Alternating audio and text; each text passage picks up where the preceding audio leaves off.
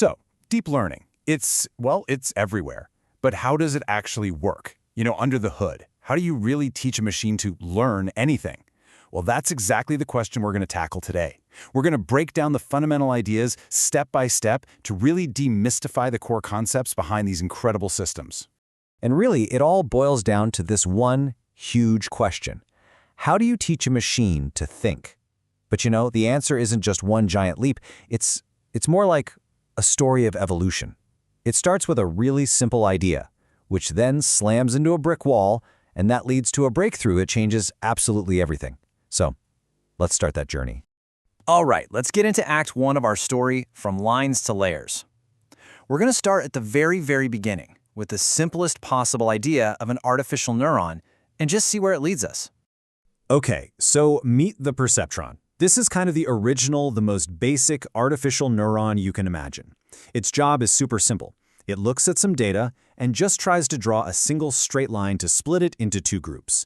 But the really clever part is how it learns. See, if it makes a mistake, it just nudges its weights a little bit.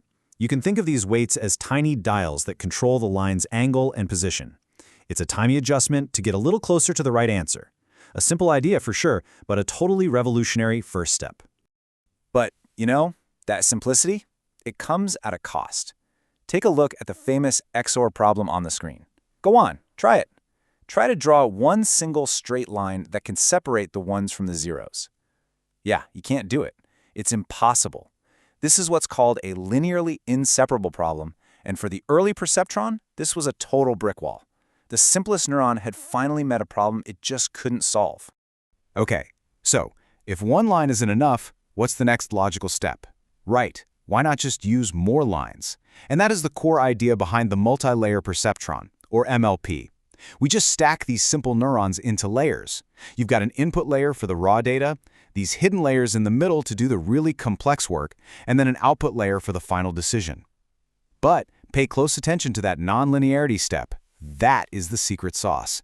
It's the key that unlocks the true power of stacking all these layers together. Which brings us perfectly to Act 2, the learning engine. Okay, so we've got layers now. But we need to understand the two key ideas that actually let them learn all this complex stuff. In this concept, it's so important. See, if you just stack a whole bunch of perceptrons that only draw straight lines, guess what you get at the very end? Another straight line. Stacking linear things just gives you another linear thing. It's kind of useless. The secret ingredient is something called nonlinearity. It's this mathematical function we apply at each layer that lets the network bend and curve its decision boundaries. It's what turns simple lines into complex shapes. And this amazing ingredient has a name. It's called an activation function. Now, back in the old days, functions like sigmoid were really popular. They're nice and smooth, but as we're about to see, they have a bit of a dark side. Today's champion, the modern standard, is ReLU, which stands for Rectified Linear Unit. And its rule is unbelievably simple. If the input is negative, the output is 0. If it's positive, the output is just the input. That's it. It's super cheap to compute, and, most importantly, it solves a huge problem we're about to run into. All right, so the network makes a guess, and it's wrong. Now what? How do we actually fix it? Well, that's where backpropagation comes in. This is the absolute engine of learning.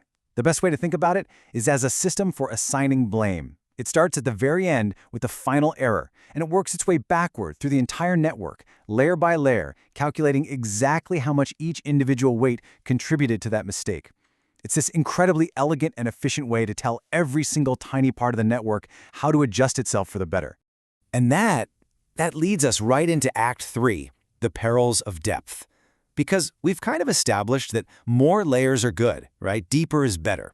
Well, it turns out that as our networks get deeper and way more powerful, a brand new and really nasty problem starts to rear its head. And this brings us to the absolute core problem that plagued early deep learning. Remember that blame signal from backpropagation? Well, in a really deep network, passing that signal backward is like a game of telephone, whispering a message down a very, very long line of people. By the time that message gets to the person at the very beginning, it's either completely distorted or it's just gone. This is the vanishing gradient problem. The learning signal literally vanishes into thin air.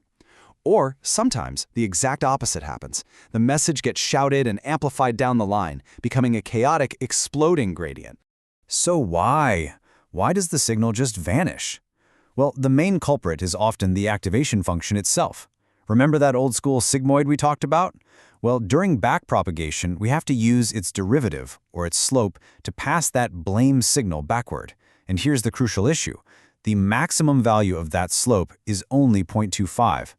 Now, that number might not seem like a big deal, but when you start multiplying it by itself over and over, the effect is absolutely devastating.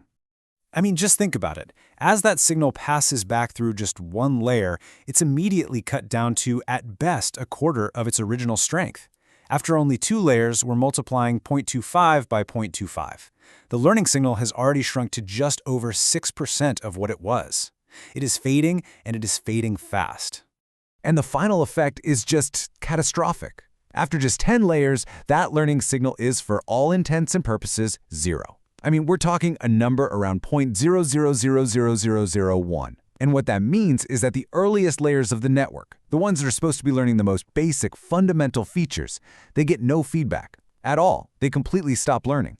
And this one single problem is why building truly deep networks was basically impossible for a very long time. But of course, the story doesn't end there. We found solutions, which brings us to Act 4, Taming the Deep Network. Researchers and engineers developed this incredible toolkit of techniques to fight back against these nasty gradient problems. And here they are, the heroes of our story. We've already met our smarter activation function, ReLU. But we also have really clever ways to initialize the network's weights, some methods to normalize the data as it flows through the network, and this really fascinating technique called regularization, which basically stops the network from getting too overconfident. Yeah, it turns out that how you start the whole process matters a lot. I mean, if your initial weights are too big or too small, you can trigger those gradient problems from the very first step. So smart initialization schemes like Xavier and He were developed. You can think of it like setting the perfect water pressure in your pipes before you turn the water on. They carefully set the initial weights to make sure that learning signal can flow smoothly from one end to the other without exploding or disappearing. Next up is normalization. Imagine trying to train a network where the inputs to each layer are just constantly shifting around wildly. It would be chaos, right? It's like trying to hit a moving target. While techniques like batch normalization and layer normalization fix this. They basically rescale the data at each and every layer, keeping everything stable and making the whole learning process much, much smoother. Batch norm is a classic you see in computer vision, while layer norm is pretty much the standard in modern transformer architectures. Okay, now this next one is probably my favorite. It's called dropout. And the idea is just brilliantly simple. During training, on every single pass, you just randomly turn off a bunch of your neurons, just deactivate them. Now, I know it sounds like you're sabotaging your own network, but what it does is it forces the network to learn in a much more robust way. No single neuron can get lazy and rely on another specific neuron to be there to help it out, so they all have to learn features that are useful on their own. So why on earth does this random deactivation work so well? Well, the deeper reason is that it's like you're training thousands of different, smaller, thinned-out networks all at the same time, and then you're averaging their results. It's this really clever, computationally cheap way to get the wisdom of the crowd, to tap into the power of a massive ensemble, which is one of the most effective techniques in all of machine learning. Okay, so with this full toolkit in hand, we can finally build these deep, powerful, stable networks. And that leads us to our final act, which explores the really big question, now that we've tamed this beast, what is it actually capable of? Well, there's this really famous proof in mathematics called the universal approximation theorem. And what it says is, it's pretty profound. It says that a network with just one hidden layer is in theory powerful enough to learn any continuous function you can think of. That means anything from the arc of a thrown ball to the complex sound waves of a human voice. It basically proves that these networks have the raw theoretical capacity to learn almost anything we can describe with math. But, and this is a really, really huge but, that theorem is not a magic wand. Not at all. It tells us that a solution exists, but it gives us absolutely no clue how to find it. It doesn't tell you how many neurons you'll need. It could be a ridiculously huge number. And most critically, it doesn't guarantee your network will generalize, that it will work on new data it's never seen before. And that's why deep learning is just as much an art and an engineering discipline as it is a pure science. So that leaves us with this final question to ponder. We've seen that the building blocks themselves, they're actually surprisingly simple, right?